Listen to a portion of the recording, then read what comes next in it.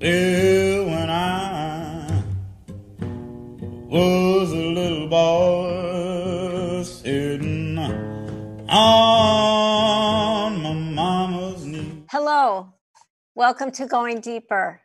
My name is Marcie Sclove, and before we get started, I just wanted to place where we are in time right now. It's early June 2020. We're in the middle of battling this pandemic COVID-19 virus.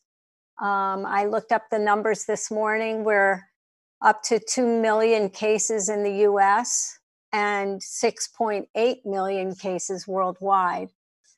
And in the midst of us confronted with all of that, we're in our second week of protests around the murder and very horrible this killing of George Floyd that was done in Minneapolis about 10 days ago. And the whole country has erupted in protests, as had the whole world, really. And it's a big time of change in our country. So I'm hoping that these protests and the light that's getting shown on the institutional racism that has been the foundation of our country for all these years, that this light being shown on these big factors will begin to make a difference. And every day I see evidence of how the whole societal changes are being shown. And so it makes me feel hopeful that there are changes coming. And I think it's very timely to introduce my guest, Eric Bachrach. Eric has created an institution that is founded in social justice and founded in the exact kinds of attention and intention that the protests are looking for these days. So I want to get started by welcoming Eric. Thank you for joining me. Thank you for having me. You're welcome. This is our first attempt at a highly technological Zoom kind of interview, and it'll be interesting to keep going forward here. So Eric is the founder of the Community Music School of Springfield in Springfield, Massachusetts.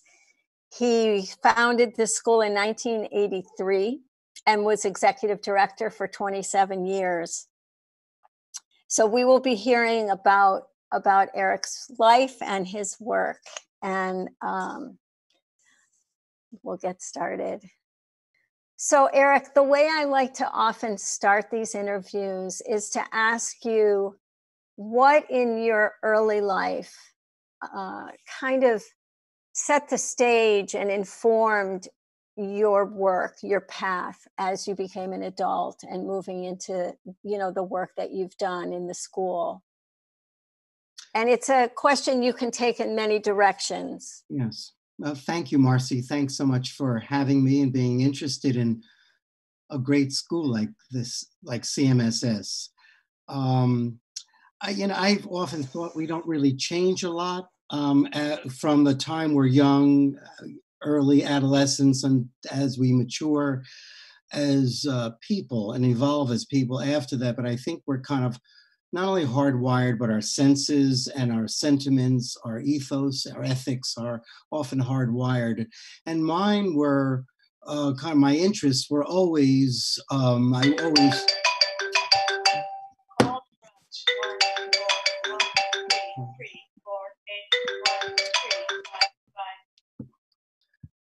sorry, Marcie. I thought I shut all of this off. I'm sorry about that. Coincidentally, it was my mother calling. My mother is 101 and a half. And Anyway, it's actually appropriate to go back to when growing up with her. My mother is a musician, was a musician. She's not been a practicing musician for many, many, many years. Physically, it was difficult for her to continue to be a pianist, which was what she did, and how I kind of, my ear and my soul was bathed in music from when I was very young. Hmm. I started taking piano lessons with her. She was a piano teacher. She taught at Juilliard, actually. And but I never really took to the piano. So I stopped taking lessons from her when I was about 7 or 8, and stopped playing any kind of music until I grew up in the Bronx, I should say. Okay. And in starting junior high school, and in those days it was a 7, 8, 9 junior high school system, I was put in a music class that where I was given the violin. And it was purely coincidental. I had a good ear as a kid, and I was musical, so I was lucky to get into this kind of special program that was not just special to my school, but it was special for the era, for the time, because young people my age were studying music in this particular kind of public school program 5 days a week. So I had music 5 days a week, and on Saturday I would do a special Bronx all-borough orchestra program. Wow. So I was really very at an important kind of social and emotional and developmental time in my life. This is when I was an adolescent. I became very, very committed to playing music. Hmm. And it was just kind of, it was what I did. I was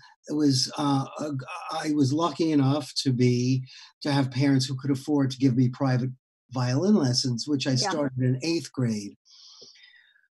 But I had all these other affirming musical experiences 6 days a week.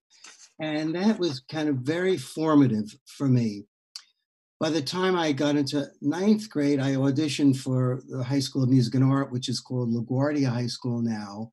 And I then spent 3 more years playing music every day, chamber music, studying music history, art history, theory, really playing with choruses. So it was and again, this was a public school. Wow. Which was very, very, very special. Although you in Detroit had Cass Tech. Right. So that was kind of the equivalent of music and art. And there are a lot of cities, or some cities, that were smart enough to kind of identify that like the arts was one of those multiple intelligences. It was just not, again, that kind of notion of the multiple intelligences did not really, wasn't codified until many years later by Howard Gardner at Harvard. But some people have greater aptitude in quantitative stuff and verbal stuff, or have that and also art and music and or dance. And so anyway, so I was very lucky to be able to capitalize on what was completely free in New York and available. I felt really privileged to be able to have that growing up since I was 12 or 13 till I graduated high school. So that gives us the background, the music aspect of your development. And I was thinking, I read about you a little bit in preparation, and I learned that you were actually born in Heidelberg, Germany. Right. Yes. When your parents were there doing very important kind of social justice work in a certain way. Yeah, my father, Marcie, was working. He was during the war on being drafted. He became a French interpreter. So that's what he did in the army until he was decommissioned in 1945. And he had a particular skill for languages. He spoke German fluently and French fluently. And by the way, his French, all his French, he learned in the public schools in New York and at City College. So where were your parents born? My parents are New Yorkers. They were both born in New York. Yes. Okay. Yeah, but after the war, my father served in a nonprofit organization similar to the Monuments Men, the movie that was made about this corps of soldiers and or who were then decommissioned and became a force that repatriated not art objects and patents and things like copyrights of things like that back to their rightful owners that were confiscated by the Nazis. So my father did that. He was on the road after we got back. I was born in Heidelberg because my mother joined him when he was working for that particular nonprofit in Germany. So that's why I was born. It was coincidental. I was where my mother was. Right. Yeah. And then we returned to New York after when I was around 2. So do you think that you got any of your sensibilities, your sensitivities around social justice issues from your parents, or was that more from the times you were raised? Yeah, I think it's the latter, Marcie. I don't think my parents, although they're ethical people, I don't think that they were particularly conscious or they were so focused on being a successful Jewish, family. And they would just work. My father worked 3 different jobs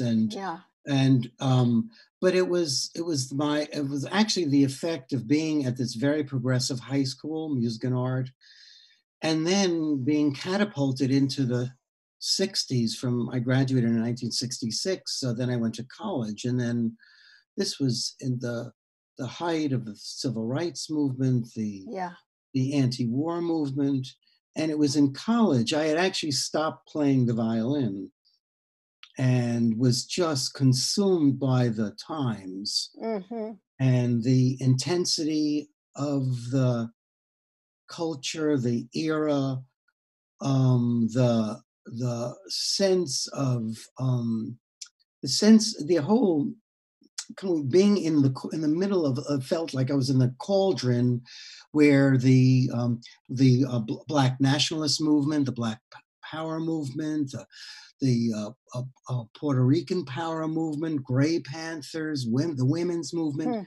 It was the 60s. So it was very, very, for me, it was easy not to play. I was being not a very rebellious person. I mean, I didn't have anything to rebel from when I was playing the violin, And were you in college in the New York area? Yes, I went to Hunter in New York. And so you were still in that geographically, you were still in that area. Yeah. And it was this was Hunter when Hunter had 2 campuses, Manhattan and the Bronx. Now the Hunter College I went to was now called Lehman College. But it was a very powerful, very, very, very powerful time, and it was kind of easy to forget music. And although music was a very important part of the movements, all the movements, but not classical music, which was what I did mostly. I loved other kinds of music, but I played classical music. Yeah. So tell me a little bit about the music. Like, what is the music itself for you? Well, I think being able to play an instrument is being able to speak another language. and to be able to communicate in another language that is not that it's not one's typical, you know, language based on phonetics and graphemes and Sure, things sure. spoken. But I feel that, you know, I can't imagine life without music. And so when I pick up my violin, which I did not do when I ran the community music school at Springfield for 27 years, I didn't play. Oh my gosh. So yeah, there were more important things for me to do, like create CMSS, and that Yeah. was really clearly my calling and my why I was brought here, I think. Wow. But playing music is very powerful. It's a wonderful way to communicate deep feelings, um, and I just feel most at peace, most Hmm. centered, most grounded when I have the violin. You know, it's not as if I walk around 24 hours a day with it, but when I Right. play, it's a very fulfilling experience, and I was very happy to get back to it. Yeah. I'm glad. That's beautiful that you were able to get back to it after this big creation that you had done, when you left that. So tell us the story of the school. Well, I had I graduated from college, and again I'd not been playing the violin. I started teaching in 1970, or late 1970, in the New York City public school system, and kind of the politics and the politics of the 60s became very practically concrete. Teaching in the Bronx, in extremely poor neighborhoods, neighborhoods up from Yankee Stadium that are kind of cantilevered over the Major Deegan Highway. It's um, communities that largely Black communities that were uh, that the experience of teaching and working in a predominantly Black community was very powerful, Hmm. and kind of began to open up my eyes to kind of the gross inequities, the savage inequities of being Black and of color in this country. At the time, I was living in Yonkers or in the Bronx in a working class neighborhood.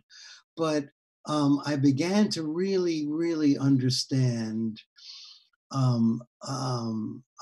lack of advantage and or of privilege, I should Yeah. say, um, in this country. And I really kind of came of age, not Hmm. only in the 60s. I think that sparked my political consciousness and my sense of my ethical consciousness.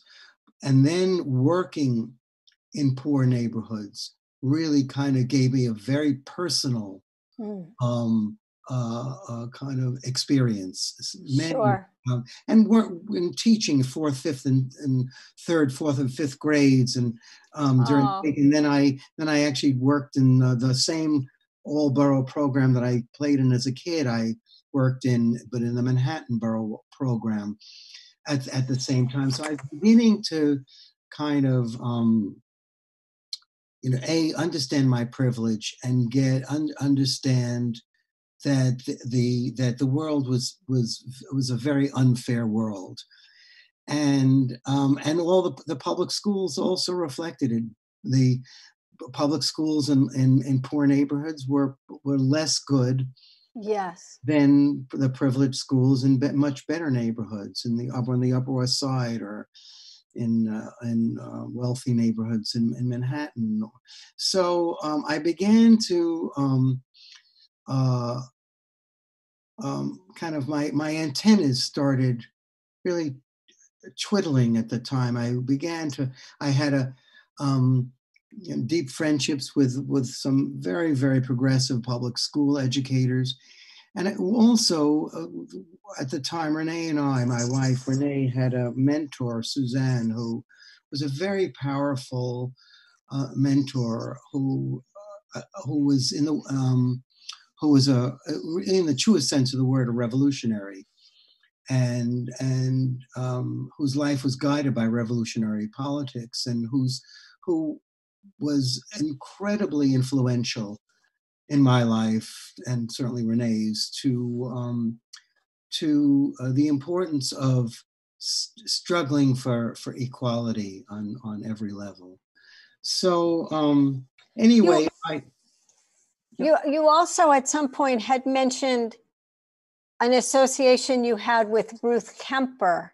Yeah, I had, just when I started teaching, the kind of the vacuum that's not playing music I started feeling this vacuum, and it was, I think, 1972 that I knew about the Suzuki violin movement, and so I signed up for a class at the Manhattan School of Music with a woman named Louise Barrett, who was a violin teacher, a very wonderful violin teacher.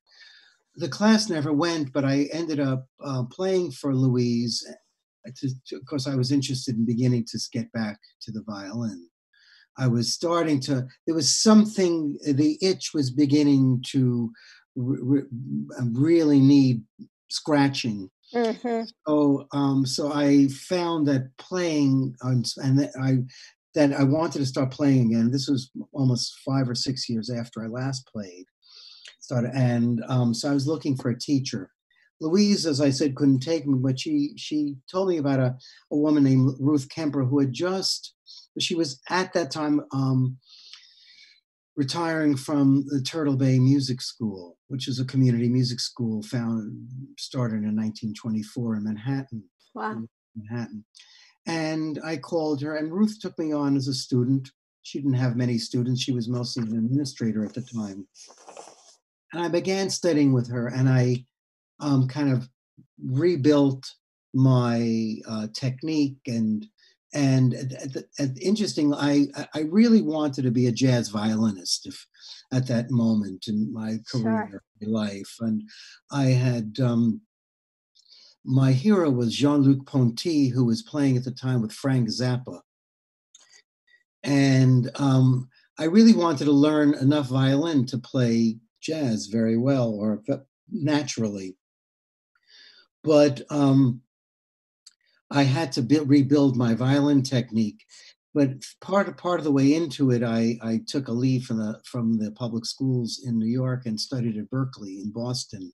Yeah. Berkeley Jazz School. I had a great time, but Renee had my wife lost her teaching job, and I still had mine. I had taken a leave of absence from the public schools, so I came back, left Berkeley, and then continued studying with Ruth. And she was very important, but she, as a violin teacher to me. Mm-hmm. Later, she would become important to me because she lived through the Settlement House Music School movement, right? Which was founded in the 30s, but began in the late 1800s in Chicago and New York, with the advent of the Settlement House Music Schools. Mm-hmm. Mm-hmm. But Ruth really helped me as a musician and as a violinist, so that I had the equipment and the ability to actually apply to UMass for a graduate degree in music. When we moved here in 1981, I moved here and became a graduate student at UMass and studied violin and music education at the university, and studied with Julian Olewski. Yeah. But knowing that I would not be a performer professionally, that I would do something else with music. And I knew that I did not, when we moved here, I knew that I did not want to teach in the public schools. I felt that, as in my instance, as wonderful as they were, by the time I was a teacher, the system had become so mangled and so large and so desensitized and so inhuman. Mm. Here's a New York school system that had 1.1 million students and 60,000 teachers. Wow. And it was just, and it really chewed up students who really, didn't, it was just a system that was so broken and so disadvantaged. And, the schools were too large, and classrooms were too large. And so I knew that and I also felt that, as important, and I absolutely believe this, as important as public school teaching is, as a mission, as a calling, I wanted to have more control over doing something with music in my life. Or I actually, during graduate school, I wasn't, I was an older graduate student. I had a younger son at the time who was 5, Mm-hmm. 4 when we moved here. And Renee my wife was owned and operated a recycled clothing store. Yeah, lots for littles. We loved that store when my daughter was little. Yeah. A lot of people. And it was wonderful. It was a great way for Renee to become embedded in the community and totally. And so I knew that so after graduate school, I had to start working and making money, so I began to feel a way, kind of was in the dark, in a sense. I had to write. I ended up being a music education master's major, and there were only 2 education courses I took, and one of them was in research and music education, and I researched a community music school in Worcester, called the Performing Arts School of Worcester. I I spoke with the founder, I interviewed the founder, the directors. So I began to I began to move in the direction of figuring out what this calling was. And it was in the end, I was figuring out how to start a community music school somewhere. Yeah. I had, in my last semester at UMass in 1983, 82, I took a course, Introduction to Arts Management, at UMass. And I met these wonderful, wonderful people who believed that community arts was where it's at. And I, at that moment, I signed up for the class with the idea of figuring out, how am I going to start a music school? Sure. And I had figured out that I wanted it, at the time I was thinking it should be in a city, not in Amherst, not in Northampton. And the closest city to us at the time, we live in Amherst, was Springfield. And one of the people I studied with at the Arts Extension Service, Donna Stevenson, told me about a man named Charles Majid Greenlee, who worked at the mayor's office on cultural and community affairs, who might be, kind of interested in talking to me about starting a community music school in Springfield. So I called up Majid and at the mayor's office, and we really had a wonderful, wonderful friendship. And he was a powerful, very powerful a mentor to me. was an older Black man who was a wonderful musician, played the trombone, uh, played with Ray Charles, played with Archie Shepp regularly, Hmm. composed, arranged, and taught also. Majid had moved up from Manhattan. He originally was from Detroit. Huh. He went to Cass Tech. Oh, And, cool. yeah. Yeah. And like some really amazing jazz musicians have. And so I became very close with Majid, and he felt very committed himself to the idea of a community music school in Springfield. At the time, Springfield was one of the poorest, and still is, unfortunately, one of the poorest cities in the country. Wow. Yeah, it's In the whole country. yeah, it's a very, very poor country. City. Yeah. City, excuse me. Yeah, it's tragic. Uh, it's a city with that, like many New England cities, where the industries just evaporated or were Right. replaced or moved elsewhere, and not it did not reinvent itself. And so I not being a person who lived in Springfield, I um, I very much was committed to kind of following Majid's advice, reaching out to people who he thought I should reach out to in the community, who were kind of influencers or people who were important and represented key constituencies. In the Black community, I went to Black leadership, Black church leaders, community center leaders. I then also at the same time I was working with a man named Wayne Brown, who was the director of the Springfield Symphony. So I was trying to really identify who in Springfield, to whom music and music education mattered a lot to. Because the vision of the school that I wanted to start was one of a complete accessibility, affordability. It was a largely financial aid and sliding scale and scholarship-based school.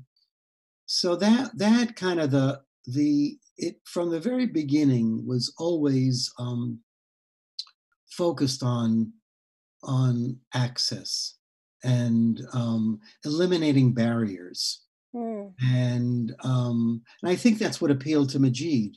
This was I had said that before that the 60s I came of age, and then with my friendship with Suzanne and then teaching in the public schools, I was forming kind of an ethos that was very social justice, founded on social justice, and my deep love of music kind of coincided in the manifestation called the Community Music School of Springfield. Wow. Yeah. Yeah. So I was it really when I think about it, it took about a year to get it started from on the page to off the page to actually teaching, and we opened up in a public school in 1984. In February of 1984 is when we began our very first lessons. I was able to. We were able to, having very little money, we had 2 seed grants which were substantial, which really capitalized our ability to operate for a year. But I knew that that we needed to start off in a very humble fashion. I don't think there was any option, frankly. So we ended up through a connection. Well, it might have been through Wayne Brown. I met a person who allocated to after school programs and Saturday programs, Springfield Public School facilities. and his name was Peter Lavanos. And Peter, in hearing out my needs, in my physical needs in terms of the music school, he suggested that I look at a place called the New North Community School, which is right off of Route 91, exit 10. It's on Burney Avenue. Okay, and it's right near the immense Bay State, sure, labyrinth. But at the time, it was called New North. It's now called Hermon Herena Community School. But at the time we opened up there, it was a very kind of very deteriorated neighborhood. There were old, tired factories that were just sitting fallow and empty.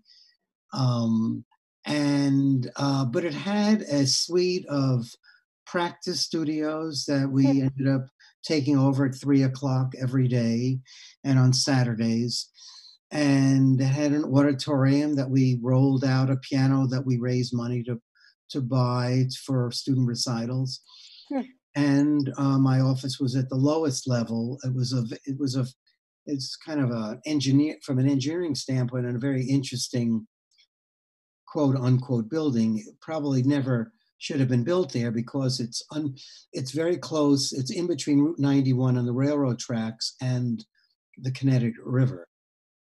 And it was below the floodplain. Oh. So there were constant sump pumps running, and it was an attempt to bridge two Latino neighborhoods, the Memorial Square and Brightwood, which were built on one side or the other of Route 91.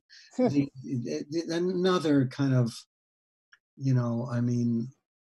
I think an urban planning gone awry. Well, another example of institutional development that caused, consequences for poor and non-white communities.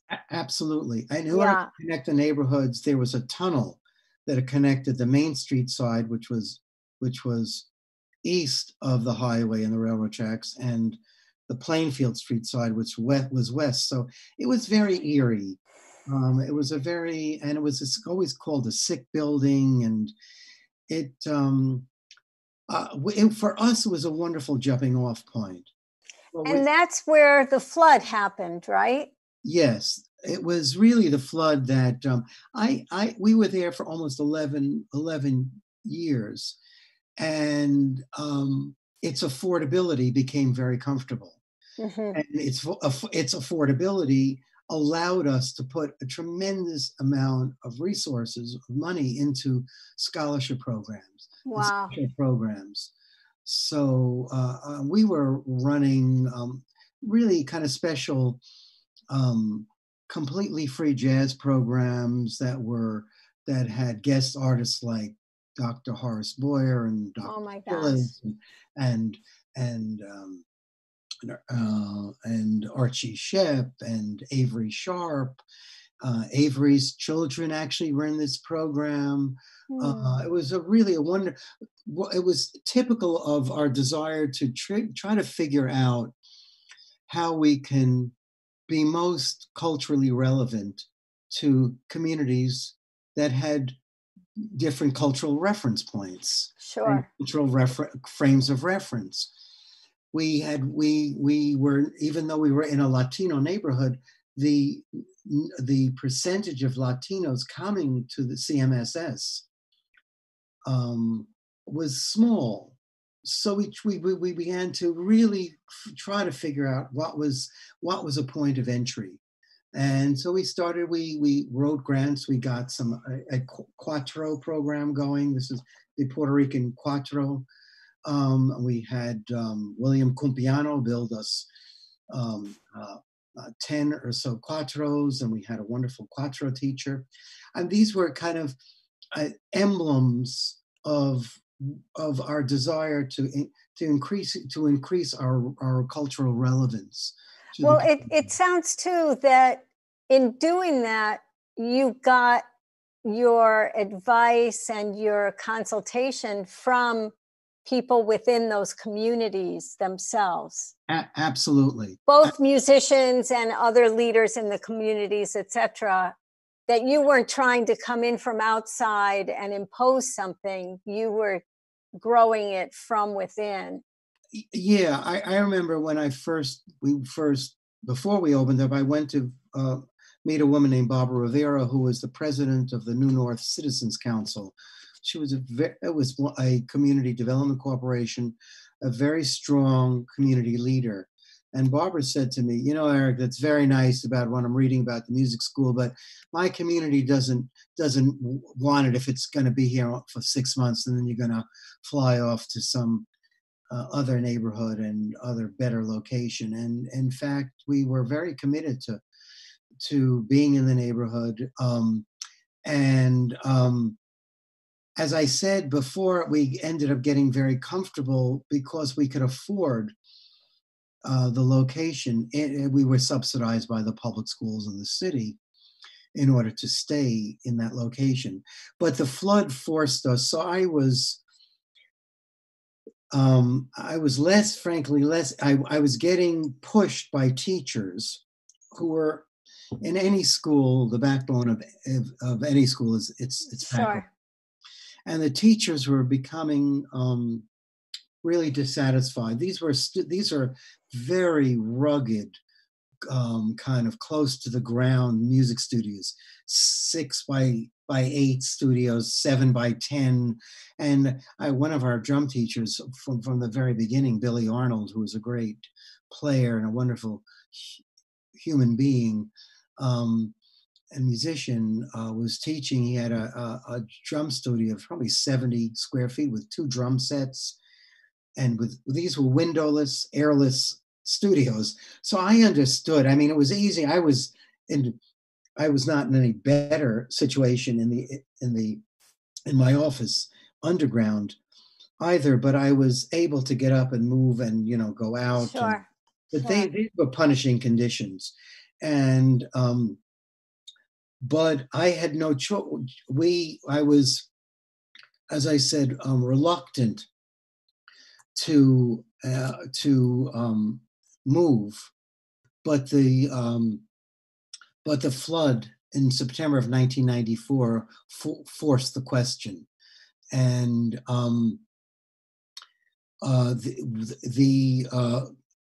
the public school building that we were in, the Harena School, was flooded by the whole neighborhood was flooded by about 10 million gallons of water. There was a gigantic water main break that completely closed the school building, and there were 12 to 1,500 public school kids who had to be relocated, and about 300 or 400 community music school students who could no longer come to the place they called the music school. So within a week, we were kind of rescued by several churches, and we were in a week we were up and running at Trinity Church on Sumner Avenue. And without the kindness of strangers, some acquaintances, we really would have succumbed to the flood. But we spent 2 long years and homeless in 5 different locations, putting new schedules together every single day, new rooms for teachers to teach in. It was the administrative office was separate from the teaching. The body and the head were separated. So sounds really hard. It was hard, and it was getting very tiring. And we had organized, that we being the board and some staff members organized a group of folks to try to identify a building. And then you did find the current home of the school now, right? Yes, on State Street. It's a beautiful building. Yeah, it's a great place. And I'm curious, when you had to make the shift, what happened to that sense of being part of the Latino community Did they come and move to the new location? Yeah, most of the students followed us and kept on following us because all the teachers did. You know, as great a school as CMSS is, when I say as great a school, I'm saying it's as great teaching faculty. Yeah.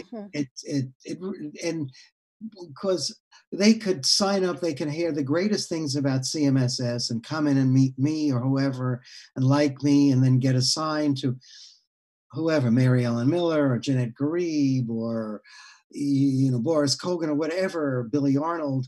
But once they establish that connection with a teacher, right, it's very powerful. Sure. And the teachers are just extraordinary. They too were mission driven in deciding to commit. So now that it's been so long and a lot of your early students have grown up, do you see the kind of the consequences, the benefits in these individuals who were influenced and grew because of the school? I bet you see that a lot. Yeah, I do see it a lot. I see it. I used to see it more when I was there, of course. And Sure. There for 27 years, you see people who started 20 years ago become their flowers. Their kids now. Their kids, yes. We had grandchildren of students who we taught at one time. But yes, I've seen some amazing work done by alums at CMSS. I can think of a young woman who's Sarah Elizabeth Charles, who started at CMSS. Sarah came in kindergarten to our early childhood class and then quickly started singing in one of our children's choruses and was at CMSS for 12 years, studied in children's chorus stuff, then moved to vocal lessons and started studying piano, classical piano, and then started studying jazz piano, and then ended up going to New School in Manhattan and teaches at New School now. She actually does prison music performances at Sing Sing. Wow. So the work like that is going on a lot, and there's a very famous program called El Sistema. It was started in Venezuela by a man named Jose Abreu.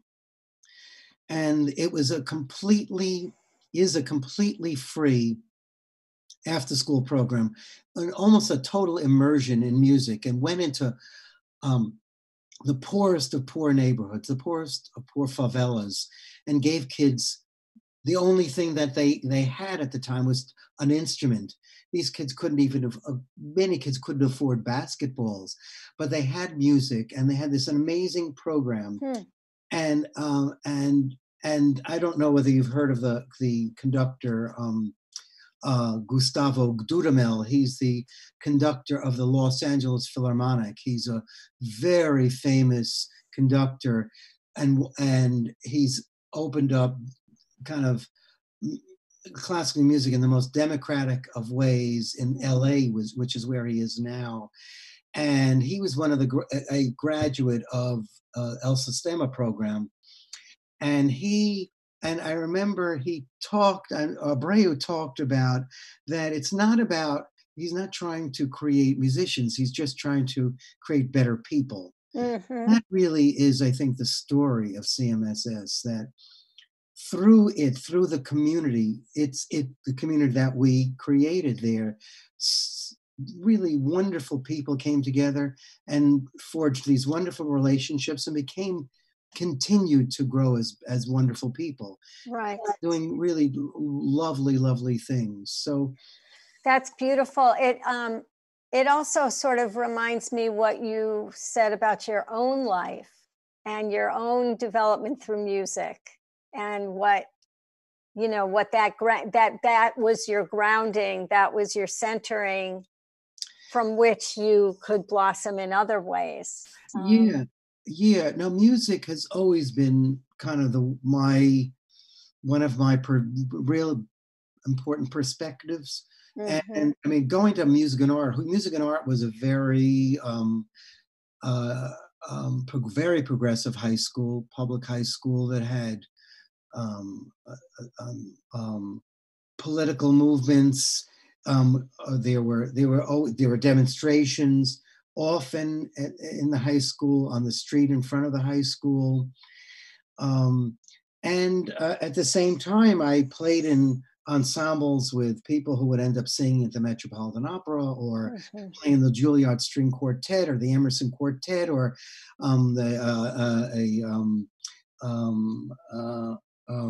played piano with Avery Sharp. Right. I mean, there were wonderful gospel, jazz, Latin traditions. So I'm just making that connection, though, that like what the Venezuelan experience offered the Philharmonic conductor. Yes. That your school offered that to folks, and that you also had that experience yourself growing up. Yeah. And it was, I just, that was my community, and and CMSS became a very important community. Often kids would go, and I would hear it. They would be the only violin player in their school and walk through the halls and kind of feel lonely or marginalized. But you come to a place like CMSS, which honors the work, where you have brothers and sisters around you playing, older people, younger people. And we did touring programs. We took our students to public schools constantly to play in assemblies, so that they would kids to kids programs, because kids have a greater influence in many ways, have a greater influence on their peers than the adults do. Absolutely. So see a kid playing the violin or the cello or the viola or the trombone or the French horn, the clarinet or the... So where is the school now? I mean, you left in 2010, right? So it's been 10 years. Yeah.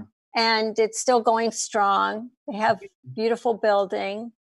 Yeah, well, the building, I'd always felt that I couldn't leave until I gave the school a permanent home. And after getting the building in 1997, which was a real miracle, we went,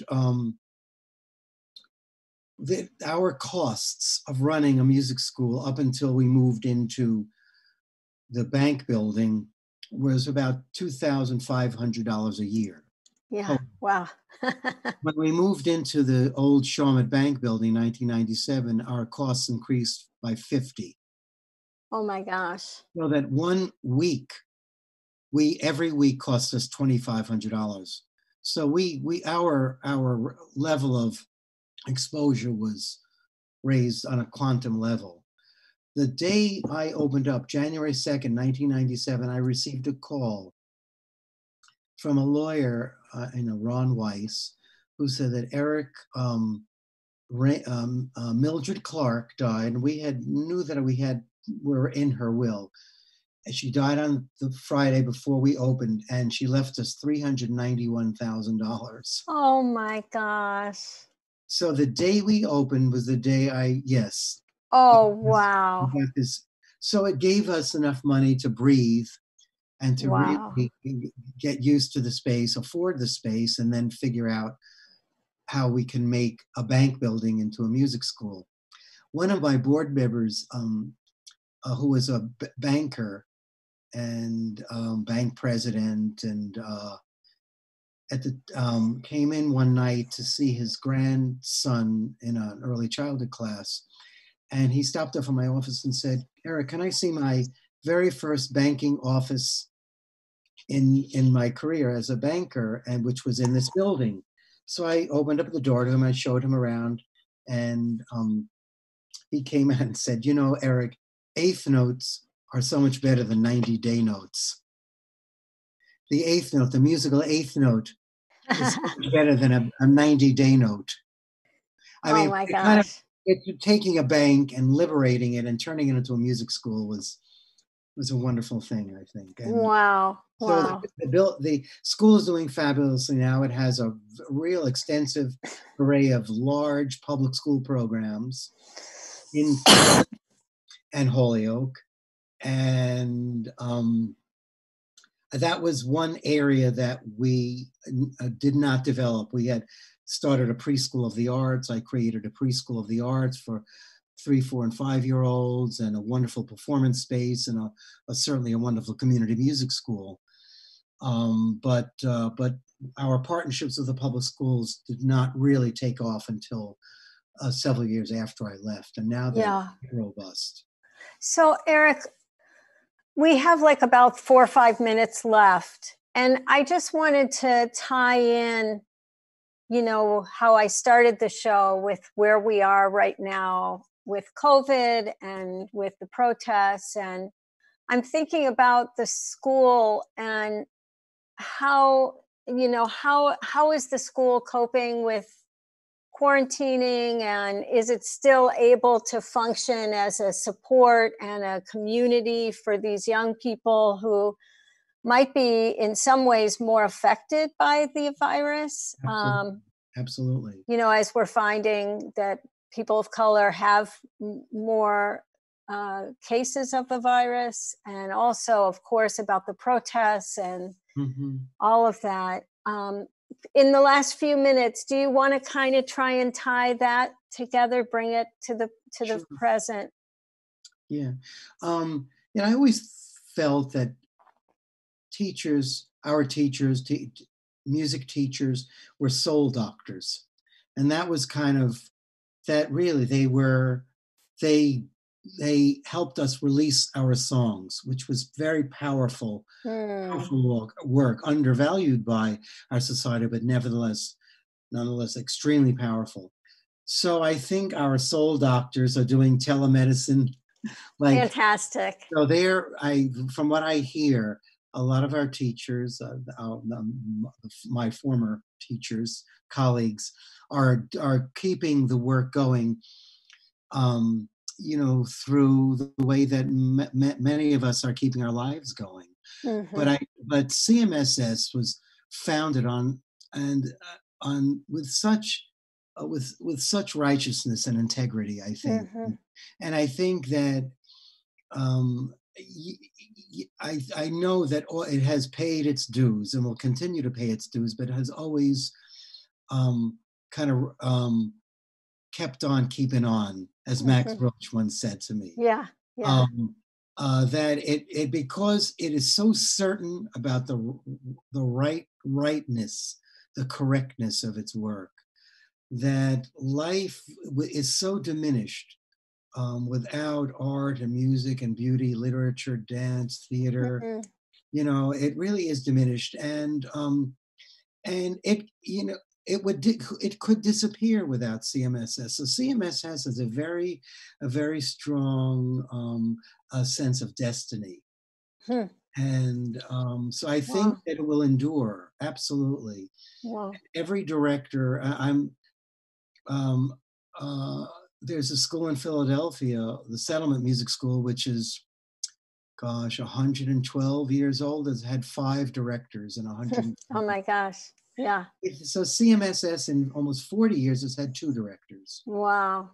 So that's pretty good. Yeah. So it's pretty darn good. Yeah. Yeah. Especially when the founder leaves, it's a tough act to follow, and to have the second director be a lasting one, a keeper. Well, actually, if truth be told, it didn't quite. There was a very short. Okay. But you're absolutely right. That's a whole other discussion. Right. Yeah, but anyway, for all intents and purposes, over 40 years, it's had 2 main directors. Sure. Yeah. But I think its sense of purpose is very clear, and it's also embraced by the community. Wonderful. And Jane Sapp, I don't know whether you know Jane Sapp. Jane is wonderful. She was an incredible teacher, voice of the civil rights movement, deep friends with Pete Seeger. Pete came to the music school and sang and led a community chorus rehearsal with us. But Jane once told me that if the community wants you, it'll keep you. So, and if the community wants you, it will figure out how to keep you. That's beautiful. help you. Well, I feel hopeful about the institution of the community school and the music school. And also, I love that you have, after retirement, that you have gotten back to your music personally. Yeah. That gives me a lot of pleasure to hear that. And also, there's something hopeful about how each of us, can continue to find whatever it is that gives us that center, that sense of groundedness. We need it. Oh, we sure do. I mean, it's a major center of gravity for me. And I just feel lucky. I was given it in 7th grade. It was a serendipitous experience and incident in my life that was life-changing. So, Eric, thank you so much. Thank you, Marcie. It's been wonderful. I appreciate it. I so much appreciate you giving me the opportunity to talk with you. Yeah. And I also want to really thank Greenfield Community Television. They are awesome, just extending themselves to figure out how to do this new form of interviewing and everything. There's Philippe giving me the I love you sign, and I'm sending it right back to you.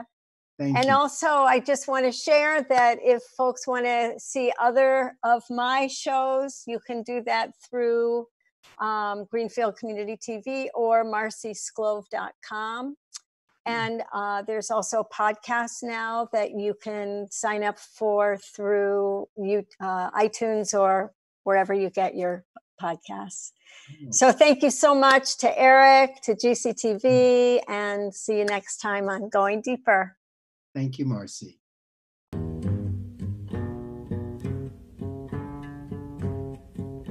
Yeah.